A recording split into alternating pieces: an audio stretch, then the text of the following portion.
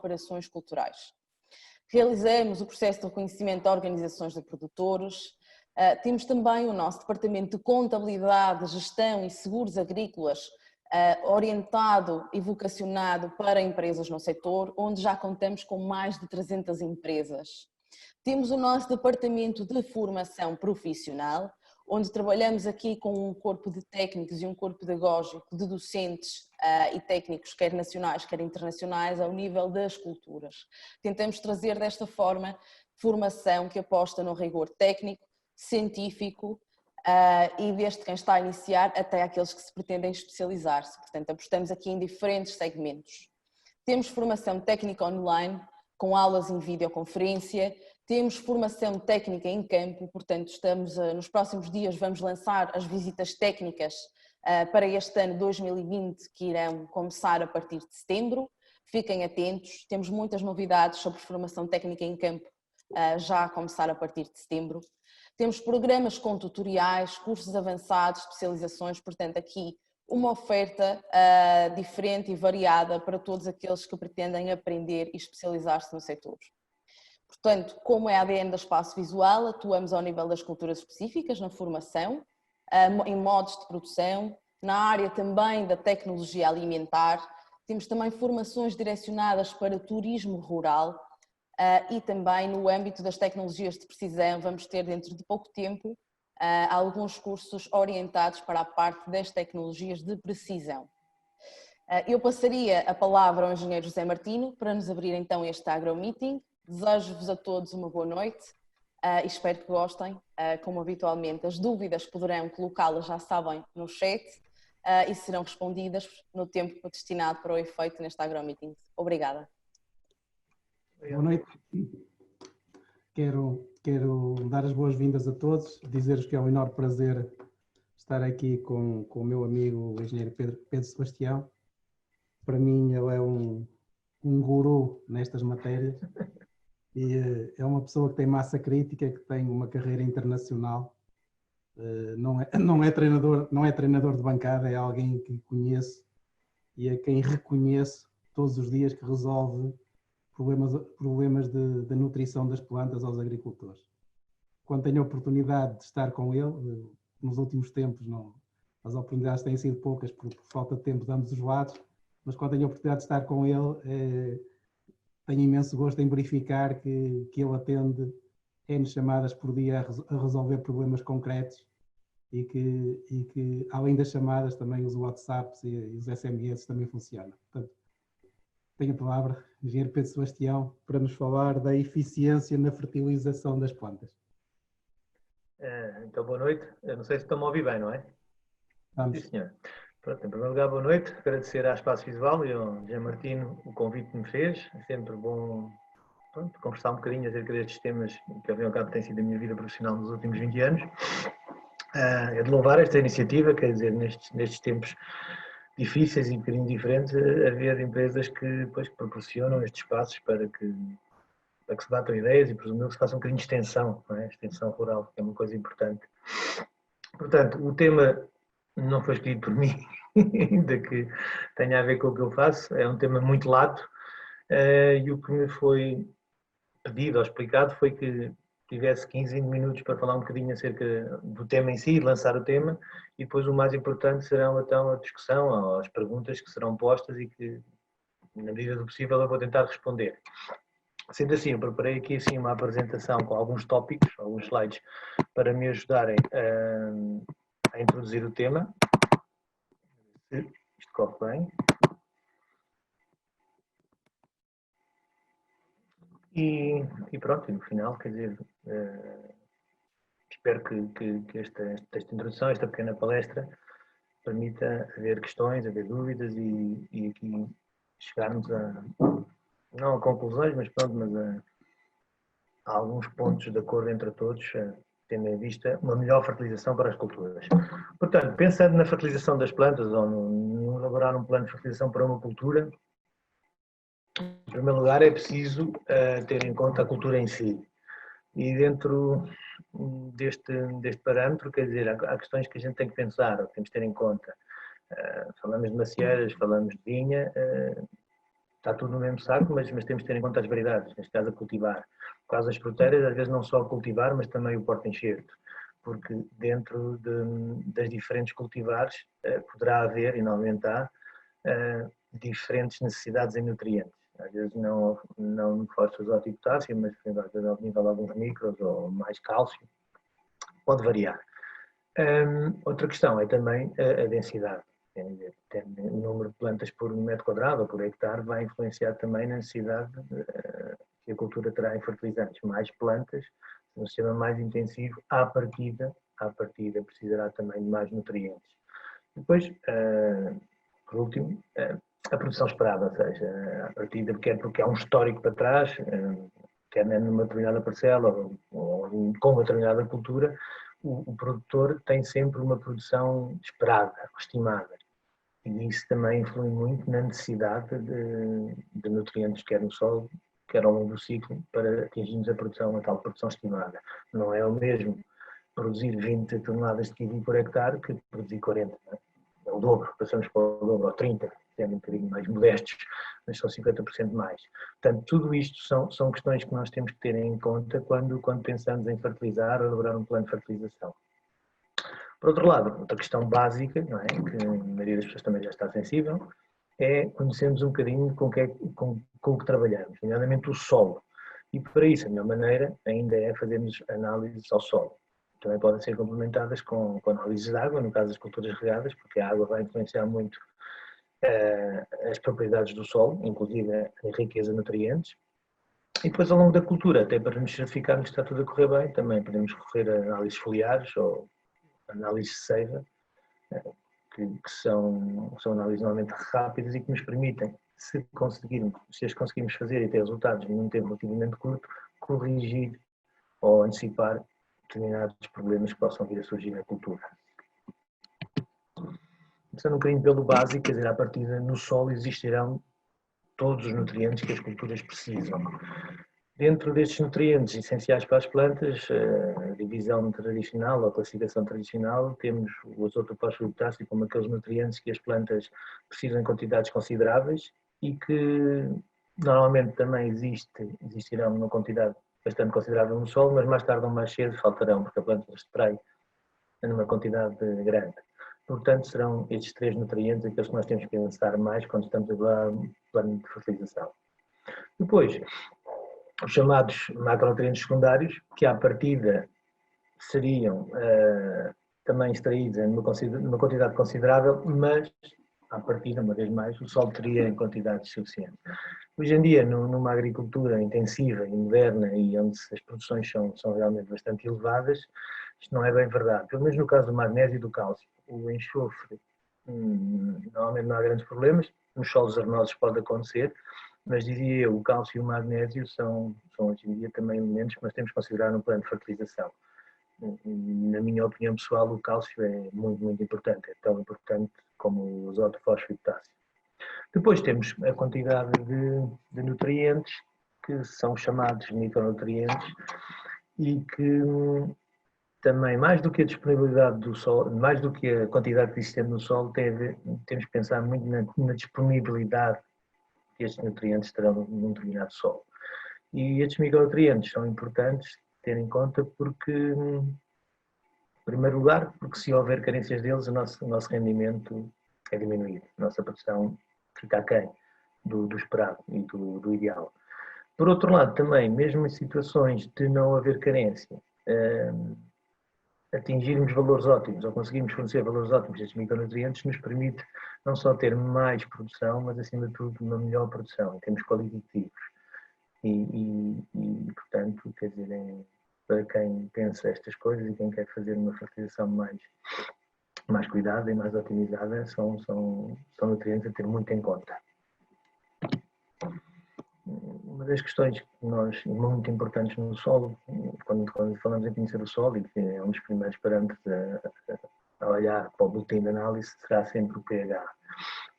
A maioria das pessoas, a maioria dos agricultores têm essa noção, a acidez do solo é uma coisa importante.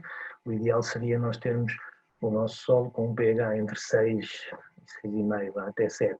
Abaixo de 6 ou acima de 7 começamos a ter alguns bloqueios.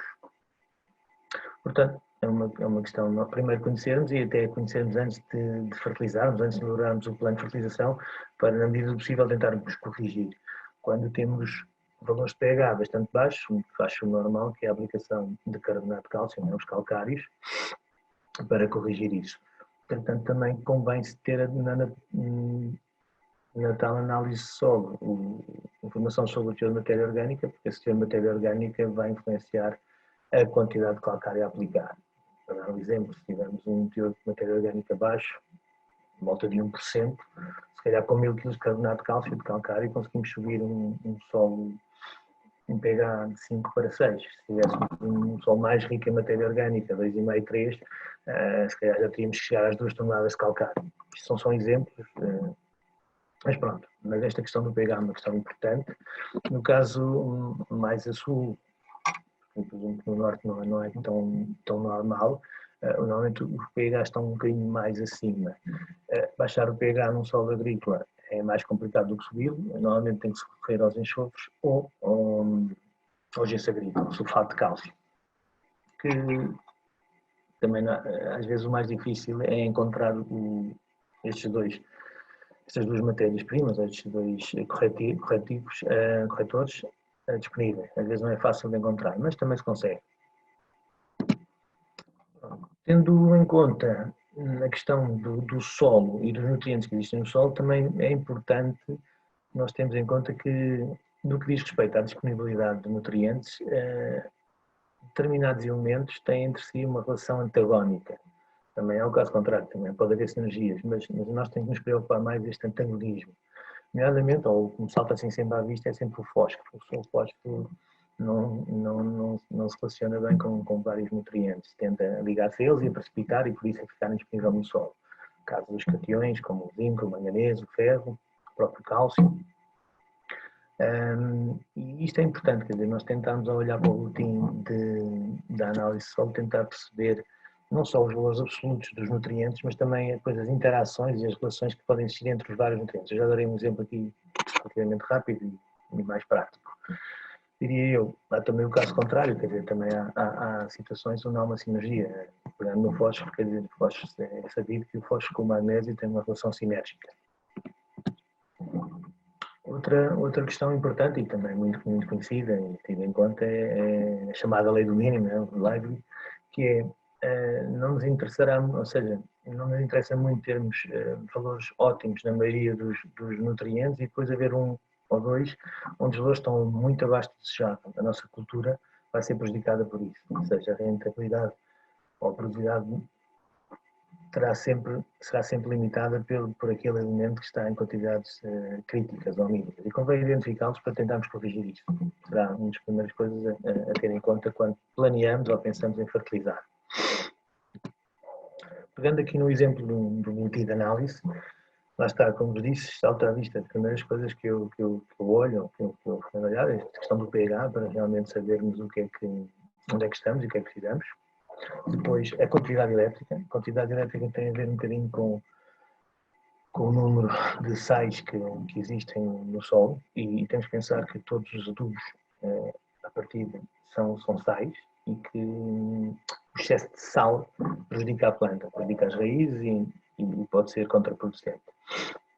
Portanto, o teor de matéria orgânica é realmente uma questão importante, quer dizer, a matéria orgânica é importantíssima, quer para as propriedades físicas do solo, ou seja, para garantir uma boa estrutura do solo, uma boa drenagem, uma boa resistência à compactação, mas também porque é o que nos permite também ter uma boa capacidade de armazenar e fornecer nutrientes. Por outro lado, a matéria orgânica também nos serve como reserva de azoto, ou seja, que é o principal dos nutrientes, não é? O motor da planta. A partir do teor de matéria orgânica nós conseguimos, sabendo a densidade aparente no solo e determinando uma profundidade de raiz média de 30 a 40 centímetros, conseguimos calcular o peso dessa faixa de solo e com isso, sabendo o teor de matéria orgânica, conseguimos calcular o número de toneladas de matéria orgânica e depois, partindo daquele princípio básico de que 5% desta matéria orgânica será azoto e que este azoto orgânico, não disponível para as plantas, mineralizará a 2, 3% por ano, isto feitas as contas, dar-nos um número de quilos de azoto por hectare que estão disponíveis, são de graça. Para isso, depois também é importante olharmos para este parâmetro da relação carbono-azoto, que convém estar entre 10, 11, 12, 13, porque são valores em que nos diz que esta relação está dentro de um equilíbrio onde a matéria orgânica vai mineralizar com uma velocidade bastante rápida. Ou seja, há boas condições para esta matéria orgânica mineralizar e, portanto, disponibilizar azoto. E isto é importante ter em conta também no plano de fertilização. Passando um bocadinho à frente no boletim, quer dizer, depois olhamos para o fósforo, olhamos para o potássio, olhamos para o cálcio. O fósforo é importante saber olharmos e vermos, e eu diria que em 80% dos casos das análises solo, o valor absoluto que nós temos em ppm, ou miligramas por quilo, são normalmente suficientes ou até mais do que suficientes. Normalmente até são exagerados, tendo em conta aquilo que se é considerado ótimo. No caso do potássio, do cálcio e do magnésio, é importante ter alguma noção dos valores absolutos, mas para mim é mais importante olhar para o final do boletim. E aqui uma coisa importante. Quando se faz uma análise de solo, eu acho que é bastante importante fazer uma análise de solo mais completa do que muitas vezes se faz. Ou seja, uma análise de solo que, para além destes parâmetros, como a matéria orgânica, como o pH, como a quantidade elétrica, nos traga também o teor de micronutrientes, mas nos traga, ou nos indique também as bases de troca e as somas de base de troca. Porquê? Porque é esta relação das bases de troca que os vários elementos, como o potássio, como o cálcio, como o magnésio e o sódio, ocupam nas bases de troca, que nos permitirá muito perceber quais é que são os mais limitantes ou limitadores. Mas, seguindo um bocadinho, portanto, o fósforo, à partida também é um elemento muito importante e normalmente, como eu diria, 70% a 80% dos casos, o valor é alto. Agora, ser alto quer dizer que está numa quantidade alta no solo, mas não quer dizer que esteja disponível para as plantas. E às vezes não é só por uma questão de pH. Como falei há bocado, o fósforo tem uma relação um bocadinho complicada com a maioria dos nutrientes e tende a ficar muitas vezes bloqueado ou insolúvel. Havia aquele conceito aqui há uns anos que ele é um elemento muito pouco móvel. Eu acho que não tem muito a ver com mobilidade, tem a ver mais com a labilidade, com a disponibilidade que o fósforo terá. Ele muitas vezes está indisponível, algumas vezes está disponível, cabe-nos a nós criar condições para ele estar mais vezes disponível. Vamos ver isso um bocadinho mais à frente. Em relação aos micronutrientes, ao boro, ao cobre, ao zinco, ao molibdênio, mais uma vez aqui também, mais importante no boletim de análise, o valor absoluto e aquilo que é considerado alto ou baixo ou médio, eu acho importante ver a relação que eles têm entre eles, nomeadamente os micronutrientes cationes, ou seja, o ferro, o manganês e o zinco. Até porque muitas vezes estes nutrientes estão no solo, mas estão, lá está, agarrados ao fósforo, estão de uma forma mais ou menos bloqueada. Importante para que estejam disponíveis e sejam assimilados na planta é muito o rácio entre eles. E aí sim, é importante perceber se realmente o ferro é o dobro do manganês, se o manganês é o dobro do zinco, ou se o ferro está ali entre as 3 vezes, 4 vezes mais elevado que o zinco. Porque há alturas em que nós, por exemplo, temos 3 ou 4 ppm de zinco no solo e temos 3 ou 4 ppm de manganês no solo, e são valores altos. Mas lá está, na minha opinião, devíamos ter um bocadinho mais manganês do que zinco. Então, nesta fertilização mais cuidada, eu se calhar aplicar micronutrientes incidiria mais em aplicar manganês do que propriamente zinco. Mas isto são questões que têm que ser vistas caso a caso. Mas é importante a relação entre estes micronutrientes cationes. Por outro lado, o molibdênio e o boro são micronutrientes aniões, aí também na maioria dos casos são valores sempre muito, muito baixos. Depois, mais uma vez, se no boro os sintomas de carência são muito evidentes e, portanto, convém corrigir para não ser limitados, carências de molibdênio não são tão evidentes como isso. Talvez o mais conhecido é nas corbitáceas, nos limões, o mal amarelo dos limões.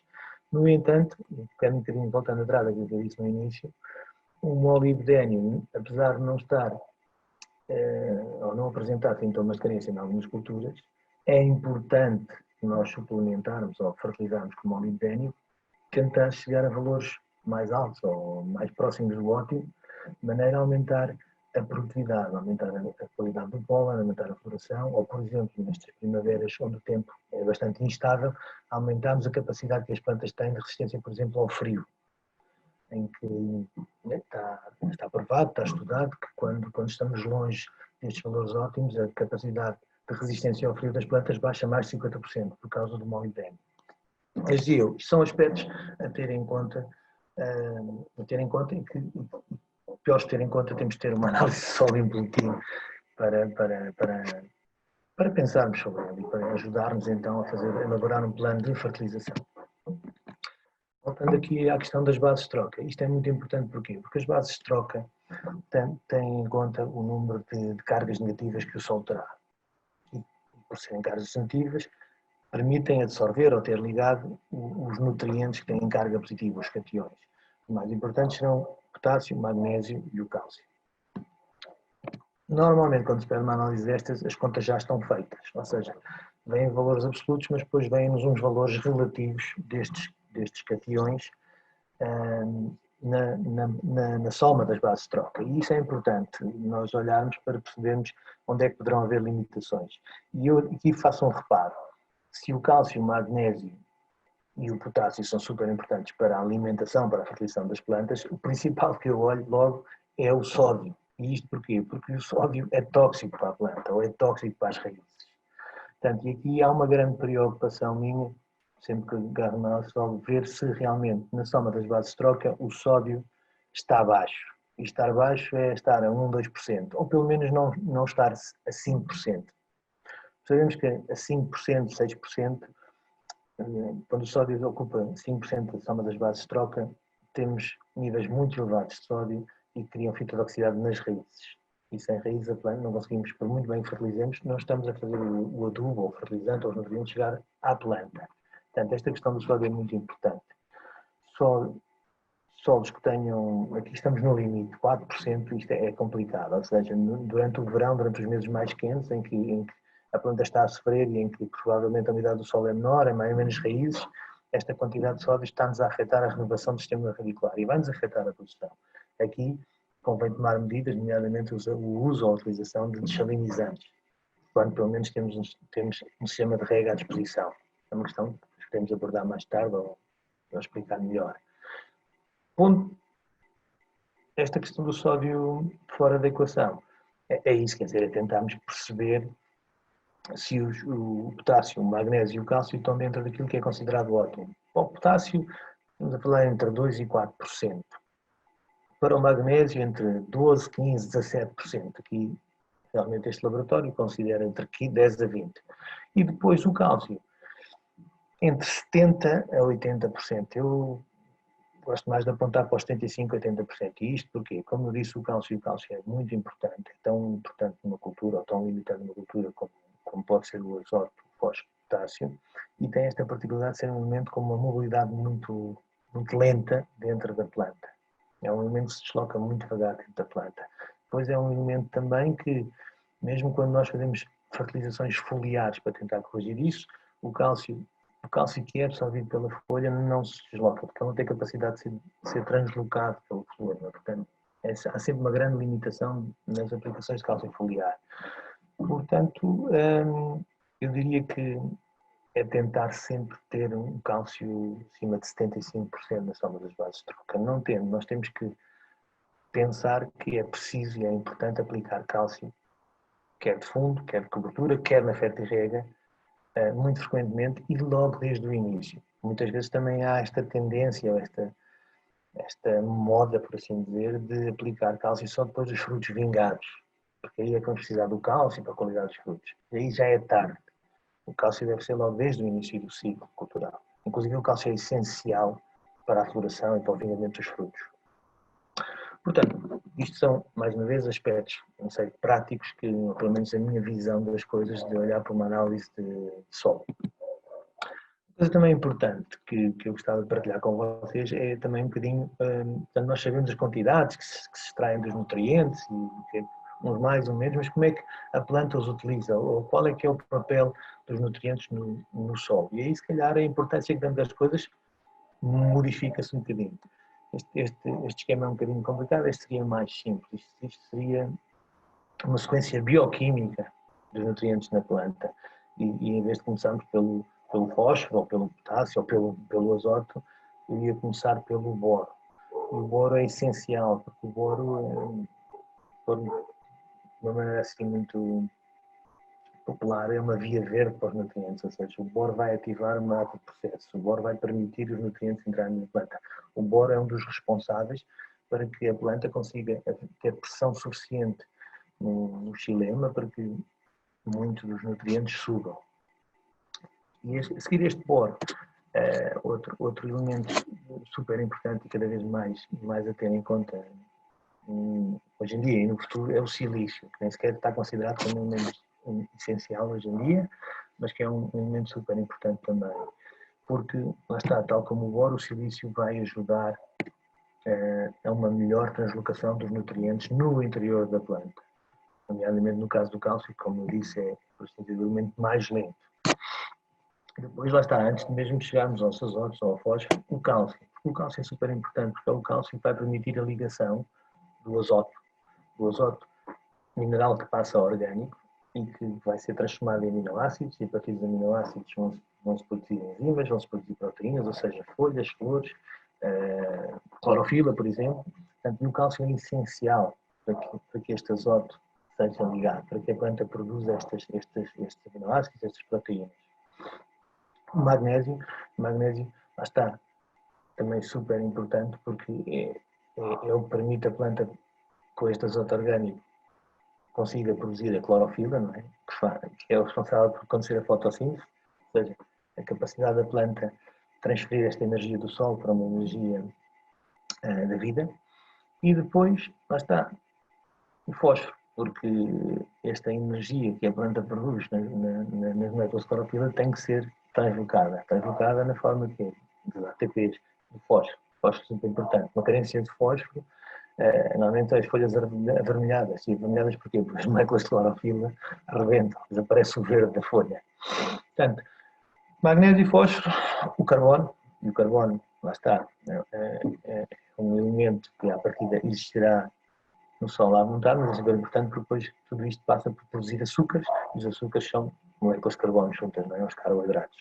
E depois, por último, nesta sequência bioquímica, lá está, o potássio. O potássio vai ser aquele elemento que vai permitir os açúcares serem translocados e deslocados para onde são necessários. É uma espécie de GPS da planta para pôr, claramente, os açúcares nos frutos.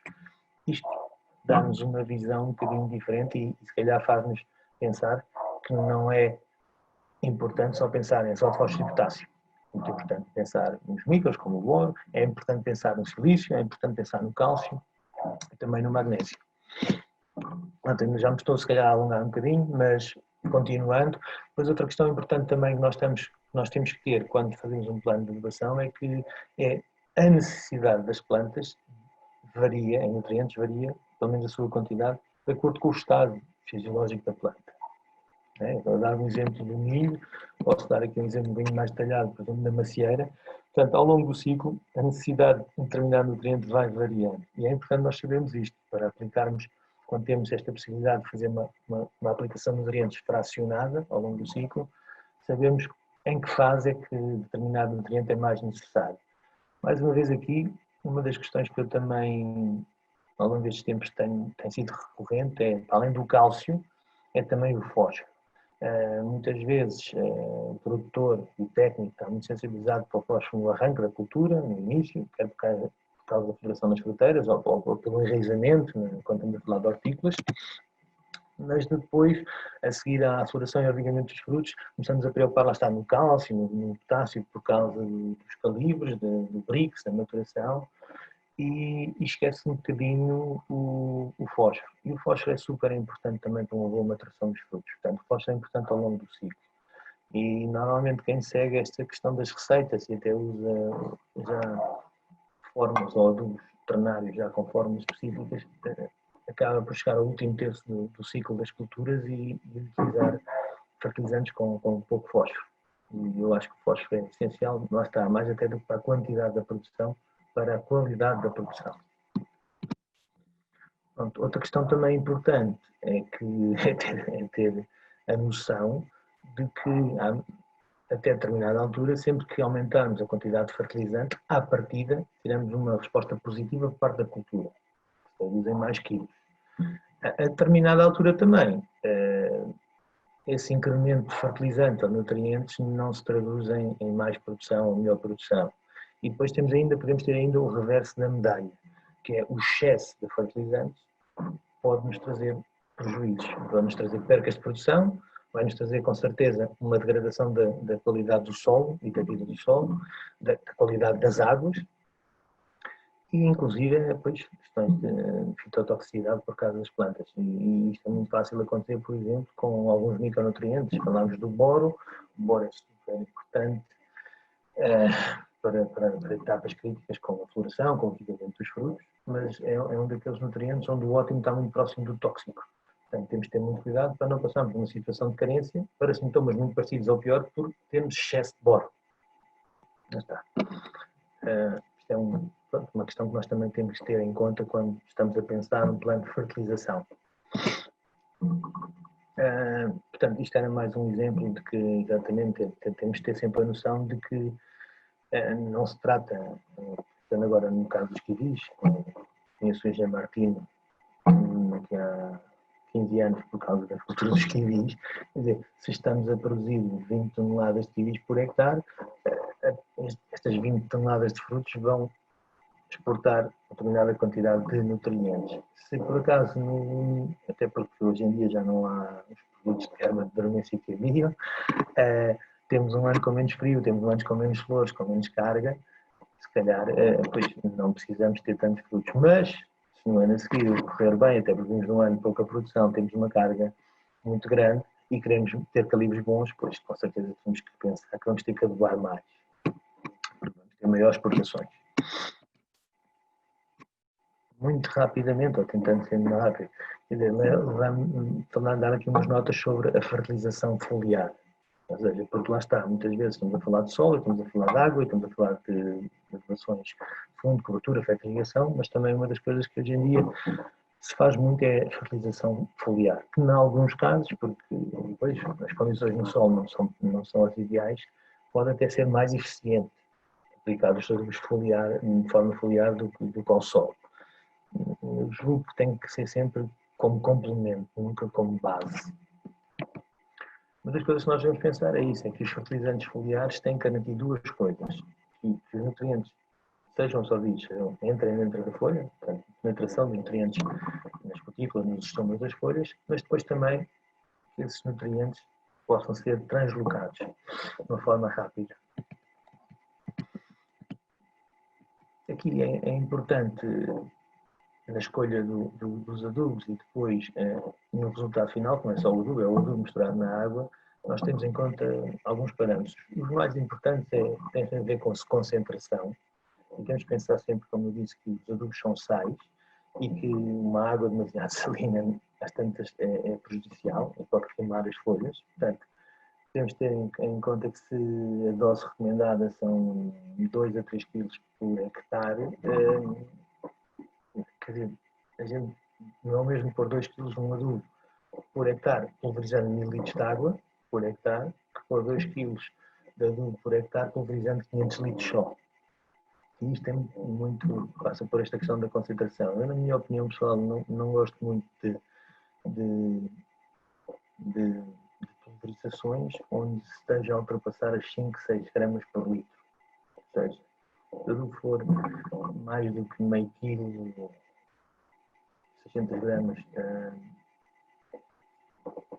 por 100 litros de água, começa a ser demasiado. Ou seja, até porque o ritmo de absorção e os picos de absorção dos nutrientes a nível foliar são lentos e são demorados. O azoto é relativamente rápido, é uma questão de horas, os outros são muitas horas, às vezes vários dias. E o que podemos muitas vezes fazer é estar a incorporar sal na folha e isso às vezes é contraproducente. Por outro lado, uma coisa também importante é o pH da solução, ou seja, é que para nós termos uma absorção boa ou ótima, temos que garantir, ou deveríamos garantir, que o pH final, depois de incorporarmos os fertilizantes, muitas vezes os fitossanitários, aproveitamos com o fertilizante para juntar tudo, o pH final da solução deveria estar entre 5 e 6. Ou seja, aí não é entre 6 e 7, seria entre 5 e 6, para que essa absorção pudesse ser otimizada.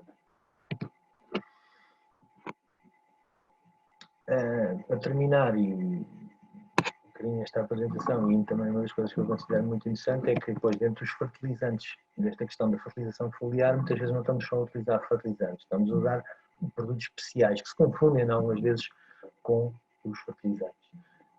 Estou a falar nomeadamente dos bioestimulantes. Os bioestimulantes são o quê? São compostos, são produtos, muitas vezes têm dentro no seu interior nutrientes, minerais, mas depois têm outras substâncias, outros compostos que permitem melhorar o vigor das plantas, melhorar a qualidade e a quantidade da produção e também, acima de tudo, ajudar a planta a vencer etapas estressantes, quer sejam, lá está, abióticos como doenças, como pragas, quer abióticos como situações de muito baixa temperatura, ventos, granizo. Portanto, são produtos um bocadinho que hoje em dia, lá está, já estão regulamentados a nível europeu como bioestimulantes, não como adubos, e que estão ali entre os fertilizantes, muitas vezes, e os fitossanitários. Dentro destes bioestimulantes, um dos produtos também muito interessante são os produtos à base de micro-organismos. Antes de falar dos micro-organismos, gostava depois só de referir alguns destes matérias-primas, estes compostos que se usam muito nos bioestimulantes. Os extratos de algas são talvez os mais comuns, ou os aminoácidos, são substâncias que nós aplicando à planta, lá está, muitas vezes não é que aumentemos demasiado a produção pelo seu efeito nutricional, mas pelo facto de ajudarmos a planta a superar determinada fase crítica ou determinada fase de stress, permite atingir então uma produção melhor e maior. Outra das substâncias que se usa muito, muitas vezes pensamos que são só melhoradores de solo, mas não são, ou seja, também estimulam muito a planta, são os ácidos úmicos, são os fungos mais úmicos, ou seja, os ácidos úmicos são aquela matéria orgânica mais pesada, mais densa, que dura mais tempo no solo, mas também por serem moléculas orgânicas mais complexas, têm um determinado número de substâncias, vitaminas, aminoácidos, que estimulam a planta, têm este efeito bioestimulante. Depois, e por último, se calhar já vou um bocadinho longo, falar-vos dos biofertilizantes, ou seja, deste tipo de bioestimulante, não é? que é super interessante hoje em dia, que há uns anos pelo menos passava um bocadinho ao lado, porque quando olhávamos para o solo víamos só terra, não é? E pensávamos nas propriedades físicas do solo, como é que melhoramos a drenagem, como é que melhoramos os problemas da compactação, depois as propriedades químicas, o pH, a riqueza de nutrientes, e esquecíamos da dimensão biológica que o solo tem, da vida que existe no solo, que é essencial para as culturas e para termos boas produções. Portanto, o solo, se é só terra, não é só terra, o solo tem uma infinidade, uma quantidade enorme de seres vivos que estão em equilíbrio com as plantas e até controlam, em grande parte dos casos, muitas das funções das plantas. Há um chavão que é muitas vezes usado, que é 1 grama de solo ou 1 grama de terra saudável teria mais micro-organismos do que ser humano, do que todos os seres humanos existem no planeta Terra. Quer dizer, isto, para nos darmos a dimensão, se quisermos traduzir isto em hectares, quer dizer, um solo dito normal ou em equilíbrio teria 5, 10, 15 toneladas de micro-organismos.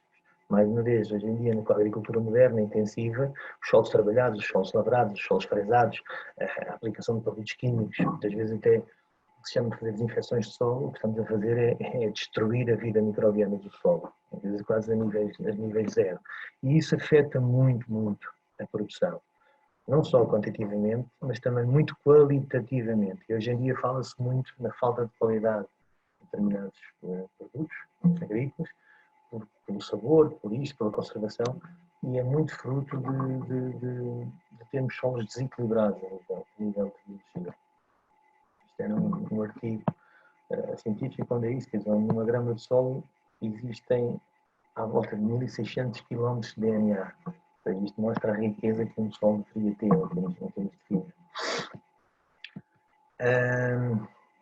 Isto é muito importante porque lá está, mais uma vez, se calhar passando um bocadinho assim ao lado a muita gente, o que se sabe hoje em dia é que é assim, partindo deste princípio que o sistema radicular é composto por várias raízes, ou vários tipos de raízes, mas os mais importantes no que a nutrição e no que a fertilização diz respeito seriam os pelos radiculares, as radículas. Estes pelos radiculares são estruturas muito sensíveis e são estruturas com uma vida muito curta. Se num kiwi um pelo radicular, que é o responsável pela absorção de água e nutrientes, pode durar 10, 15 dias, num tomateiro, numa alface, numa couve, se calhar dura 4 ou 5. E a planta tem que estar constantemente a renovar estes pelos radiculares para poder absorver água e nutrientes, são essenciais. O que é que acontece? Acontece que a natureza dotou as plantas da capacidade de interagir e de se associar aos micro-organismos.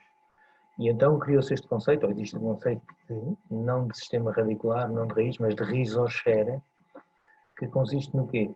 De que à volta das raízes, neste 2 milímetros próximo das pelos radiculares, a atividade microbiana, ou seja, o número de micro-organismos, pode chegar a ser 10, 15, 20 vezes mais alto do que no solo normal.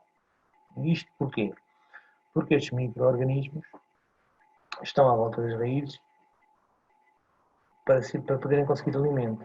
Mais uma vez, a natureza dotou as plantas, ou programou as plantas, para 40, 50, em alguns casos até 60% dos açúcares, dos aminoácidos, das vitaminas que as plantas produzem, à custa da fotossíntese, à custa de muito trabalho, a planta não usar em si, mas exudar, mandar fora, para alimentar toda esta vida microbiana.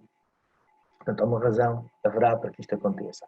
E acontece por isto, porque é preciso haver este equilíbrio para que as próprias plantas estejam mais fortes, mais saudáveis e mais produtivas. Os micro-organismos depois fazem a sua parte, recebem o alimento, mas fazer a parte deles é disponibilizarem, solubilizarem nutrientes, protegerem a planta, todos os micro-organismos, dos considerados, os chamados patogénicos, e, portanto, tudo isto faz com que seja muito importante nós pensarmos nos micro-organismos do solo e que hoje em dia, tendo em conta esta evolução que a agricultura teve, pensarmos neles e não só pensarmos neles, usarmos, aplicarmos, semeá-los, tal como aplicamos fertilizantes, aplicamos também micro-organismos ao solo. Um dos micro-organismos mais usados e mais estudados e mais importantes são as micorrizas. E agora, esta imagem que está aqui, estas bolinhas, são exudados que a raiz liberta, são açúcares, vitaminas que a raiz liberta para alimentar muitos destes micro-organismos que existem à volta das raízes. Eu queria falar aqui também das micorrizas, por isso as micorrizas são o quê? É um fungo, não é um fungo que faça mal à planta, que ataca a planta, é um fungo que se associa à planta.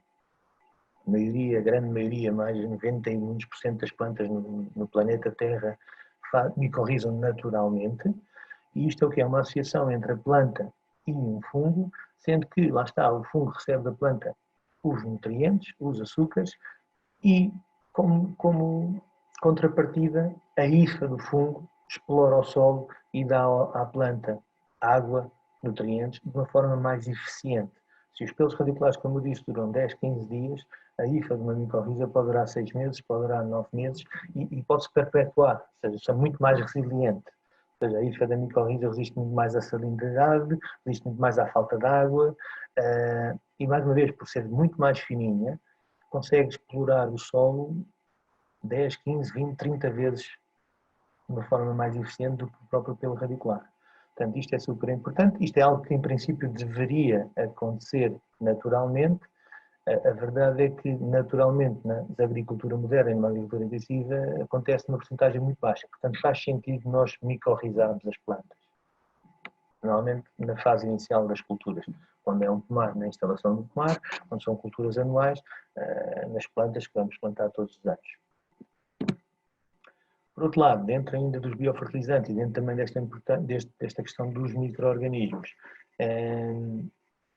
há determinado número de bactérias que são super interessantes para a planta. As mais conhecidas são o grupo das bactérias fixadoras de azoto, como os rizóbios, como os azospirinos, ou das bactérias solubilizadoras de fósforo. Não só o fósforo mineral, este que está bloqueado com o cálcio, com o ferro e com o manganês, mas também bactérias que permitem uma grande fonte de fósforo no solo, que é o fósforo orgânico, os fitatos, também serem degradados em fósforo mineral. Portanto, estas bactérias existem na natureza, uma vez mais, muitas vezes em níveis mais baixos dos que desejáveis, tendo em conta os dias de hoje e a agricultura moderna e intensiva que fazemos. Portanto, também há a possibilidade de expor. Hoje em dia, a nova lei de fertilizantes portuguesa inclui alguns destes géneros, portanto, permite a utilização deste produto, destes micro-organismos, na forma de produtos comerciais. A própria União Europeia tem feito uma grande pressão nos últimos anos para que cada vez mais se utilizem os biofertilizantes, com o principal objetivo, para a União Europeia, da sustentabilidade, ou seja, de reduzir a utilização dos fertilizantes convencionais. Reduzir essa redução 20%, 25%, 30%. Na minha experiência prática, mais do que reduzir a fatura dos adubos convencionais, estes produtos podem ser interessantes para o produtor ou para o agricultor, porque permitem aquele acréscimo de quantidade, mas acima de tudo mais de qualidade das produções. E em última instância, porque falamos de biofertilizantes, por uma questão de fertilização, mas também podemos falar, porque a maioria deles, além de ajudar a planta a ser melhor nutrida, também ajudam a planta, lá está, a ficar protegida contra os patogénios. E isso é muito importante. Sistemas radiculares saudáveis alimentam muito melhor a planta e, portanto, teremos isso depois reflete-se na produção. Mas dizia eu, estas bactérias normalmente, em vez de serem usadas de forma separada, são usadas na forma de consórcio, ou seja, usadas em produtos onde se utilizam 1, 2, 3, 4 espécies de bactérias. Mas também às vezes é complicado, porque entretanto depois pode começar a haver algumas limitações entre elas. Mas diria eu, 2, 3, 4 espécies é considerado o ideal, até porque o que estamos a fazer quando aplicamos coisas de produtos ao solo é colonizar, é lançar esporos, lançar uns colonos que vão se multiplicar e vão criar condições para que outros apareçam naturalmente. E com isto, muito rapidamente, criar uma comunidade microbiana muito mais forte, muito mais estável, que leva a acréscimos muito interessantes de produção. Em última instância, tenta-se chegar àquilo que a gente também se fala muito, que é os tais solos supressivos, que são solos que têm um equilíbrio biológico tão otimizado e tão estável, que mesmo havendo as condições para o crescimento de doenças de solo e havendo inóculo e havendo parasita, os sintomas nas plantas não aparecem. Porquê? Porque esta vida microbiana não deixa esses patogénios evoluir.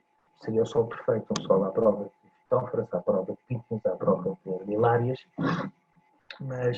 mas que a verdade às vezes acontece. Às vezes encontramos produtores que, por sorte ou por conhecimento, às vezes mais empírico do que propriamente científico, chegaram a este equilíbrio, quer dizer, através de determinadas práticas que lhes permitiu preservar a vida microbiana no solo e melhorá-la ao longo dos anos. Portanto, a acabar, isto até é engraçado para quem tiver mais curiosidade, procurar na net uma análise metafísica global sobre a utilização dos biofertilizantes a nível mundial, e nós vemos que é isso, que podemos ter acréscimos de produção entre 20% e 30%, o que é brutal, o que é muito, muito interessante. Não sei, com isto concluía, provavelmente que num bocadinho mais do que 15, 20 minutos, mas ficava aberto às questões que possam ter surgido. Não, obrigado. Isto foi excelente, obrigado. Espetacular. Acho que a malta ficava aqui a noite toda a ouvir. Não sei, agora, Martim, em termos de questões... Nota-se perfeitamente que dominas os temas, que vives com eles, que és capaz de, pronto, aquilo que nós buscamos, que é ter aqui conferencistas que tenham massa crítica, ou seja, que percebam mesmo dos pormenores, não é só os livros, ou seja, sabem aplicar, sabem as consequências dos erros, sabem como é que se podem corrigir, como é que se podem antecipar os erros. Aqui a primeira questão que temos é sobre a agricultura biológica. E pergunta: como conseguimos garantir a provisão de certos micronutrientes em agricultura biológica? A ver, não é muito fácil. Muito fácil porquê? Porque, por lei ou por definição, qualquer fertilizante, existe como é que se diz, um dispositivo legal, ou seja, qualquer adubo CE constituído só por micronutrientes, pode ser utilizado em modo de produção biológica, ou seja, nem sequer precisa ter o tal registro, basta que o fabricante do fertilizante assim o indique, ou seja, que determinado fertilizante à base de ferro, zinco, manganês, boro, desde que sozinho ou a soma deles seja mais do que 2%, já entram no escalão dos adubos CE e podem ser utilizados sem restrições, ou seja, não há impedimento de serem usados na agricultura. Portanto, em relação aos micronutrientes, aquilo que se utiliza na agricultura convencional pode ser usado na agricultura biológica e à partida será fácil, ou seja, essa questão é das mais fáceis de resolver para o produtor biológico. Julgo eu, não sendo um especialista em agricultura biológica. Como conseguimos garantir a produtividade do nosso terreno e mesmo assim manter o carbono no solo em forma de matéria orgânica? Pois, como é que conseguimos? Pois é tentar manter um balanço único dentro do ideal, dentro do solo. Se calhar, quer dizer, pois é restituir ao solo grande parte do material orgânico que a cultura produz e é incorporar matéria orgânica. Como é que isso se faz? Quer dizer, desde do estrume, né, do antigo estrume, aos compostos orgânicos que hoje em dia as casas comerciais têm à disposição, como também, pois, em última instância e nas culturas regadas, usando aplicações mais contínuas e frequentes ao longo do ciclo de matérias orgânicas ou corretores únicos durante o ciclo. Quer dizer, também não é muito difícil hoje em dia. Inclusive, a maioria destes produtos, ou grande parte destes produtos, também hoje em dia já estão certificados para a agricultura biológica. Ou seja, por aí não há grande problema, também julgo eu. Questão seguinte. Para fazer uma estratégia de eficiência de fertilização, é essencial a realização de análises de solo e de folhas. Qual a periodicidade para uma fertilização eficiente? Que laboratórios recomenda? Pois. Vamos lá ver. Vamos lá ver. Periodicidade. Assim, em relação às análises de solo, assim, eu diria que cada 2 anos, 3 anos seria suficiente. É lógico, isto tem tudo a ver com o custo-benefício, com aquilo que as pessoas têm noção. A ver, uma análise destas mais completas pode custar entre 40 e 50 euros. É uma questão de pôr na balança, quer dizer, se queremos dominar, se calhar fazemos todos os anos. Se vimos que ao fim de 2 ou 3 anos seguidos de fazer, as coisas não mudam assim, não estão a mudar muito, ou estando a mudar, estão a mudar para melhor, podemos começar a saltar ano sim, ano não. Depende muito. Em relação às análises foliares, mais uma vez, para mim é complicado a questão das análises foliares. Porquê? Por várias razões. Uma tem a ver com a disponibilidade ou a rapidez em conseguir os resultados. Isto tem muito a ver também com o laboratório em si. Há alturas do ano em que os laboratórios respondem muito rápido, há alturas do ano em que eles demoram mais tempo a responder.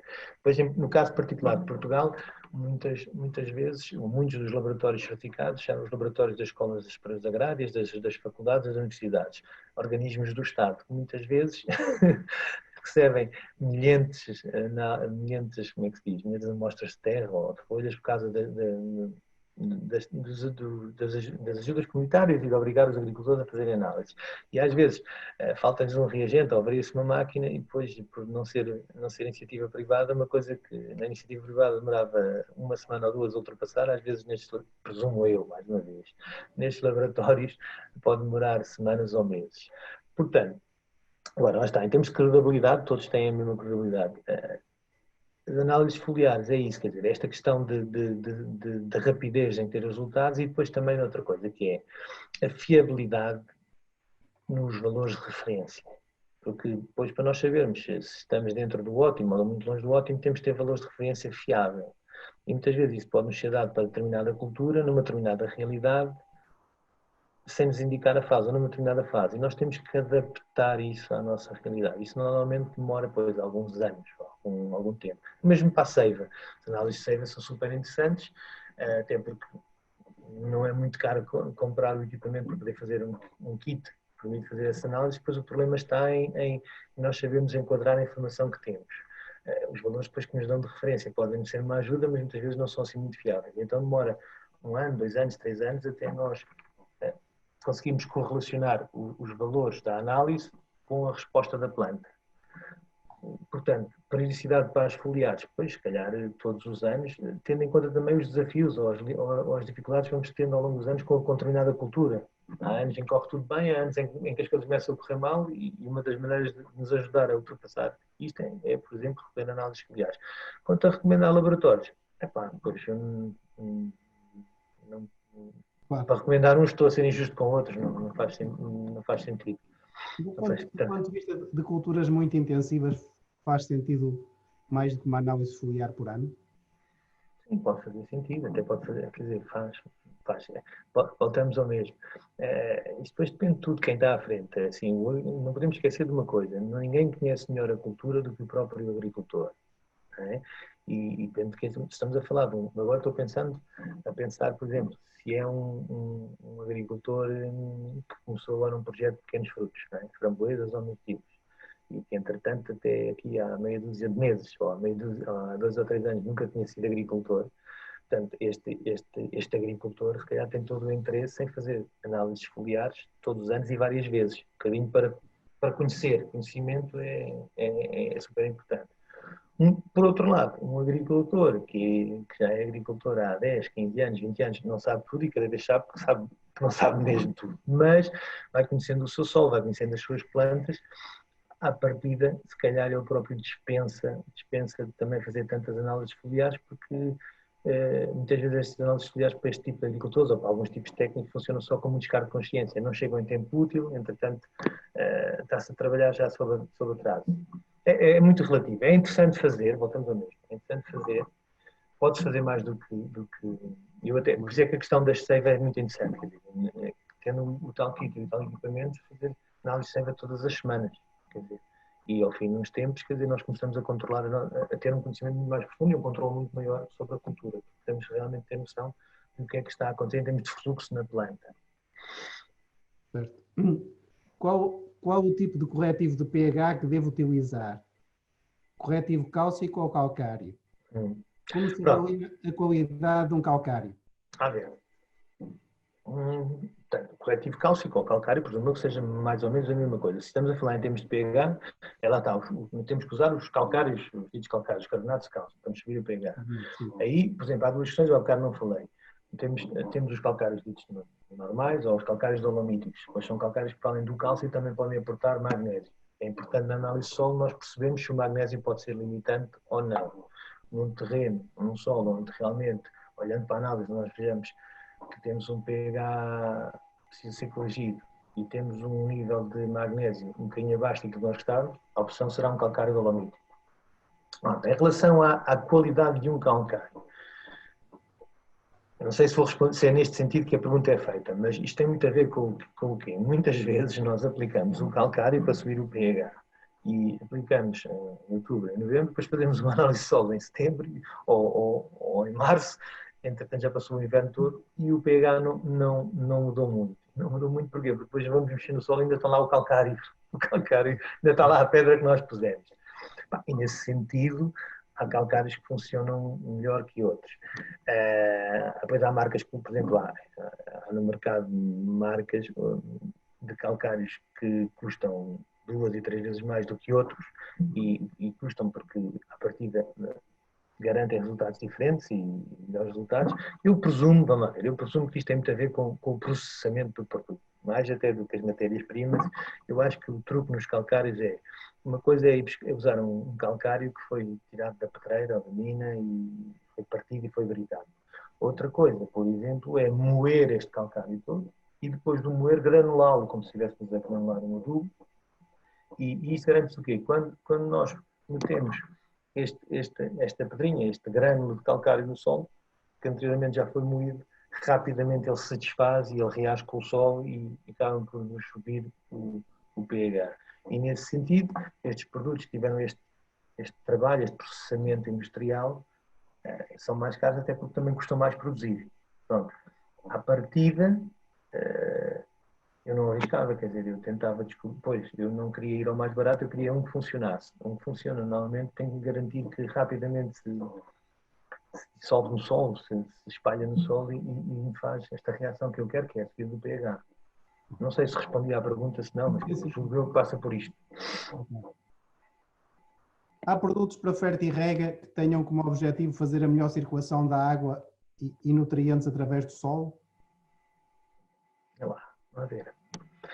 Eu acho que sim, sim. Porque há aqui alguns produtores que instalaram sondas no solo, sondas de umidade, fazem registros de forma automática. Sim.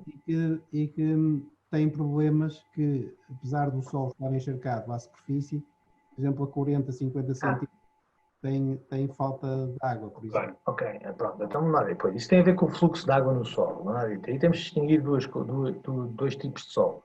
Temos solos argilosos, temos o problema da compactação.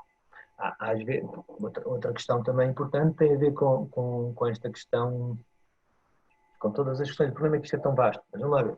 Compactação e estrutura do solo. Um solo, para funcionar bem, devia ser 50% argila, limo, areia, e depois outros 50% ar e água. Ou seja, portanto, é super importante ter uma estrutura do solo, haver agregados, aglomerados, que permitem haver estes poros onde a água e o ar circulam. Um dos elementos essenciais para que este solo esteja bem estruturado ou tenha muitos aglomerados é o cálcio. Começa por aí. Por outro lado, ou seja, o cálcio flocula os solos, permite haver estes agregados. Depois permitem a água e o oxigênio, porque isto não é só água, também a questão do oxigênio, fluírem por todo o perfil do solo e garantirem que com isso também haja raízes e haja plantas saudáveis. Portanto, a questão do cálcio é super importante. Por exemplo, a questão do sódio que eu falei aqui não é só ser tóxico para as raízes ou para a planta, também destrutura o solo. Ou seja, quando nós temos excesso de sódio no solo, temos uma estrutura mais fraca, há menos aglomerados, portanto, mais compactação, menos água, menos oxigênio. Por exemplo, muitas vezes isto não acontece porque o solo seja rico em sódio, mas porque estamos a regar com uma água que traz muito sódio.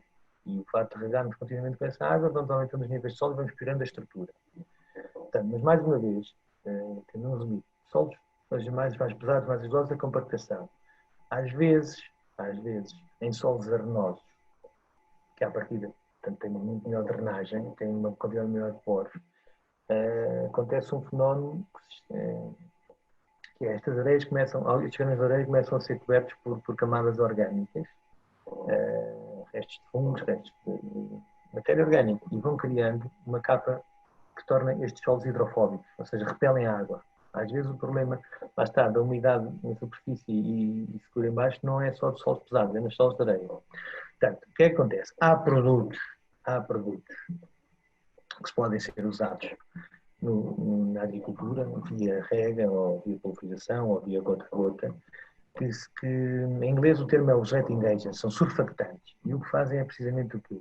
É precisamente isto, é romperem a tensão superficial da gota d'água, ou seja, e fazer com que a água passe melhor, atravesse o solo. E aí temos dois tipos de produtos. Temos produtos que têm a ver com as propriedades dos polímeros que se usam nestes surfactantes. Temos produtos que realmente nos fazem uma boa drenagem, ou seja, nos fazem a água passar, ou produtos que nos fazem o quê? O solo reter mais água, acabar por reter a água. Portanto, e nesse sentido, existem já produtos disponíveis no mercado que nos permitem, depois, fazer com que a água da rega se introduza melhor no solo e permaneça no solo durante mais tempo. Eu trabalho com vários desses produtos há muitos anos, até porque antes de serem usados na agricultura, ou antes de serem muito comuns na agricultura, eram muito usados nos relevados, nomeadamente nos campos de golfe e nos campos de futebol. Porque existe essa situação, nomeadamente nas areias dos relevados, é muito fácil chegar a ver esse fenómeno das manchas secas, fruto da areia se tornar hidrofóbica. E então, desde há muitos anos que se usa neste tipo de Mas são produtos aplicados por fertirrigação? Sim, podem ser aplicados via fertirrigação. E o que vai fazer é que na zona do bolo de rega, a água, ou seja, nessa zona do solo, a água flua muito melhor. Como é que eu hei de explicar? Assim, mais espetacular. Você imagina um campo de futebol onde as faixas laterais, por serem mais pisadas, qualquer meia hora de chuva ou 10 minutos de rega, deixa poças de água. Aplica-se o produto, aí com o pulverizador, imediatamente no dia a seguir, podemos regar meia hora e a água infiltra. Portanto, isso também hoje em dia também já é feito com os mesmos tipos de produtos, hoje em dia com outros nomes comerciais, também se faz via, por exemplo, fertigreira. Há alguns anos tenho essa experiência, por exemplo, com tomate. Vamos lá ver, por exemplo, questões na comporta, Portugal na comporta, que são, como a gente diz, areias cegas, e onde havia muitas limitações de água. Quer dizer, ao tentar-se fazer agricultura ali, uma das limitações grandes tinha era o solo e reter a água nesse solo. Uma das maneiras de fazer, que se pode fazer para melhorar, é precisamente usar estes surfactantes, estes umectantes. Se calhar em português será melhor dizer umectantes. Hoje em dia que há uns anos só conhecia produtos para os espaços verdes, hoje em dia já há produtos para a agricultura. Da sua experiência, recomenda para fertirrigação a utilização de adubos simples ou compostos?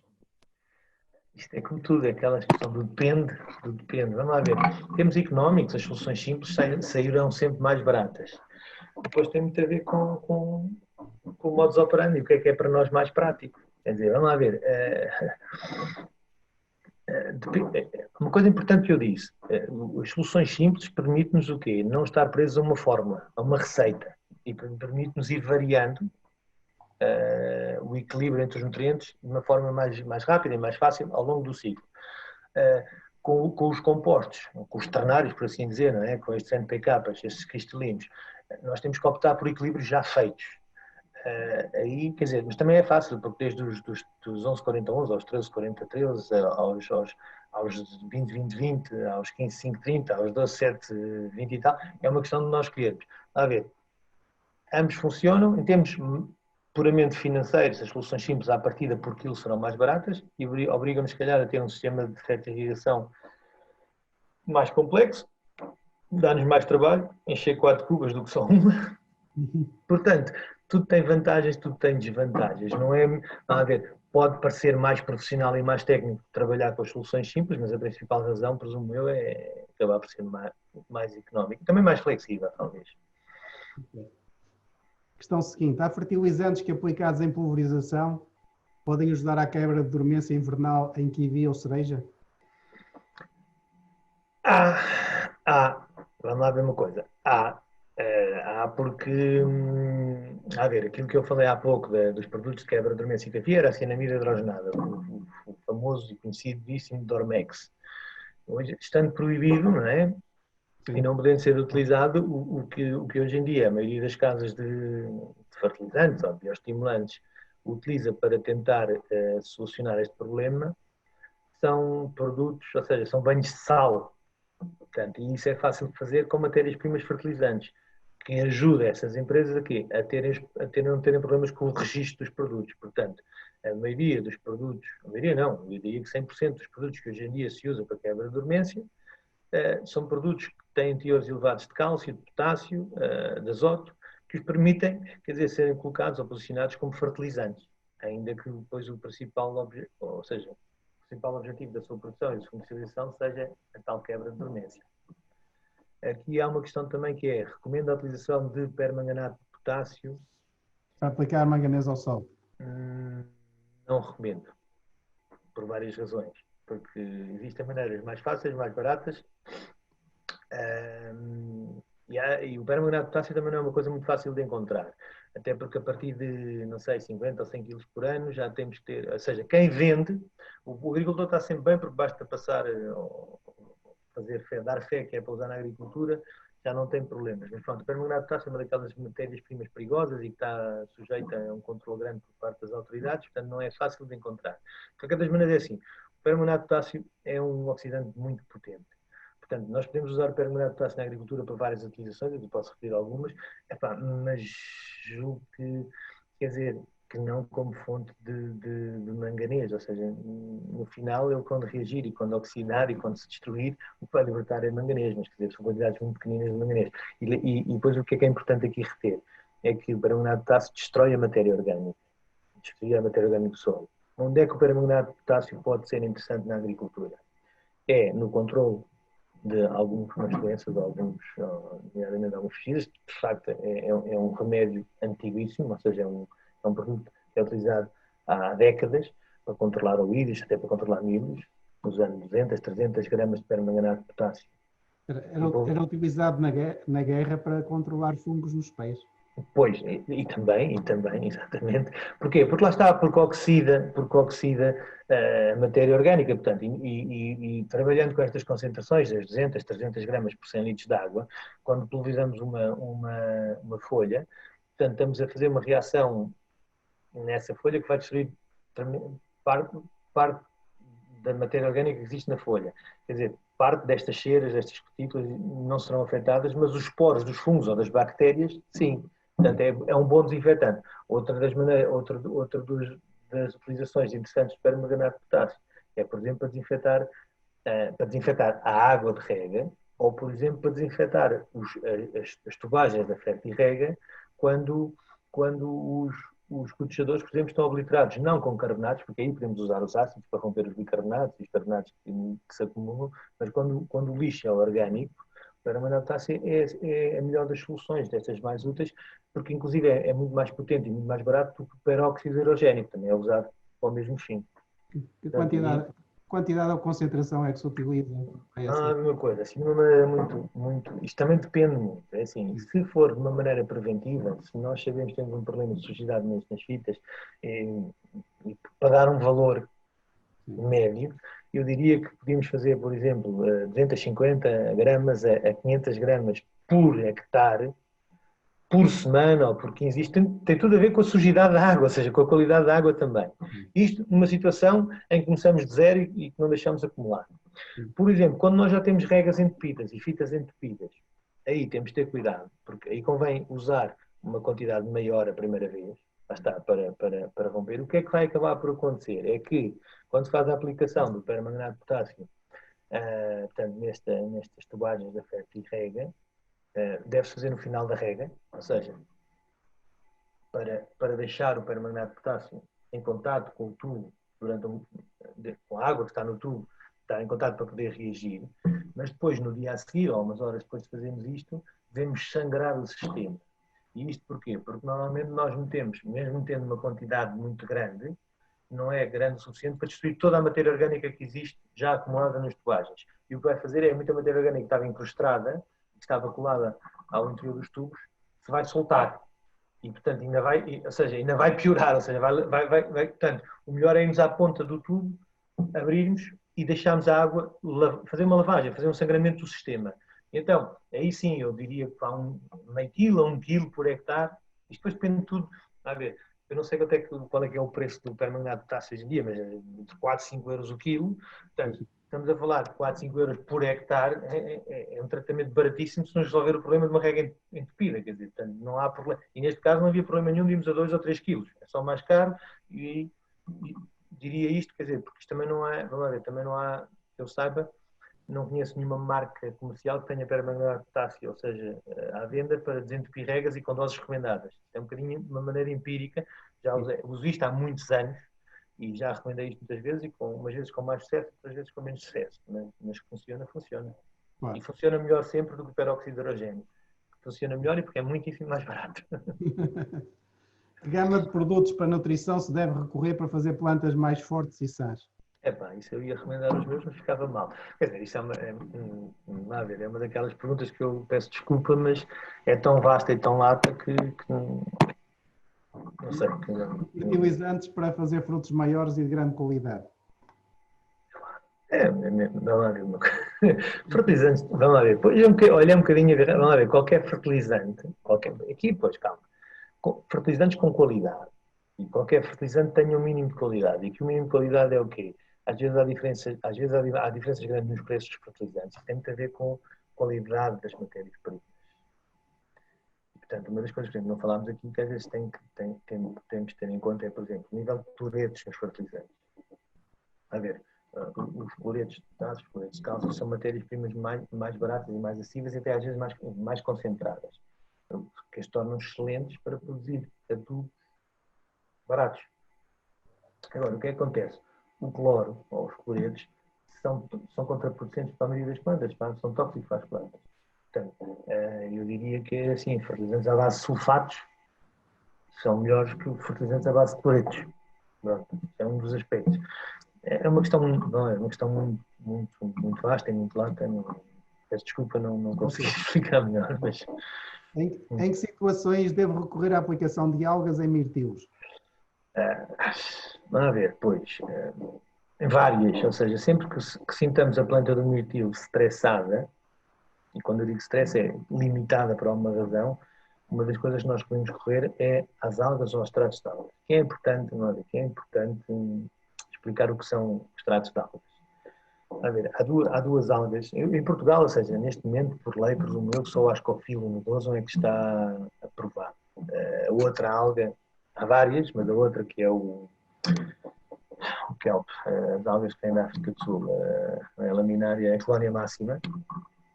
Portanto, quer umas, quer outras, são extratos são extratos muito ricos em fito-hormonas naturais, em aminoácidos, em vitaminas, que são extraídos destas plantas, destas algas, e que depois podem ser usados e que têm este efeito tonificante ou este efeito anti-estressante nas plantas.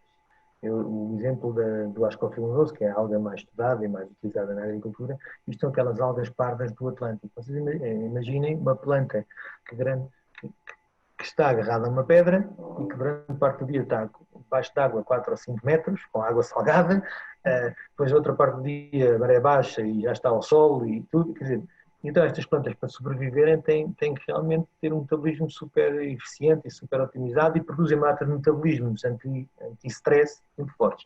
Depois nós os podemos usar na agricultura. Portanto, mais uma vez, a principal função, a melhor das funções das algas seriam ajudar a planta a superar fases de stress. Não havendo o stress, as algas também são muito interessantes. Porquê? Porque lá está, porque ao darmos aminoácidos, ao darmos um reforço equilibrado e natural, até certo ponto, de hormonas positivas, citoquininas, auxinas, gibrinas naturais, vamos ajudar a planta, otimizamos o metabolismo da planta.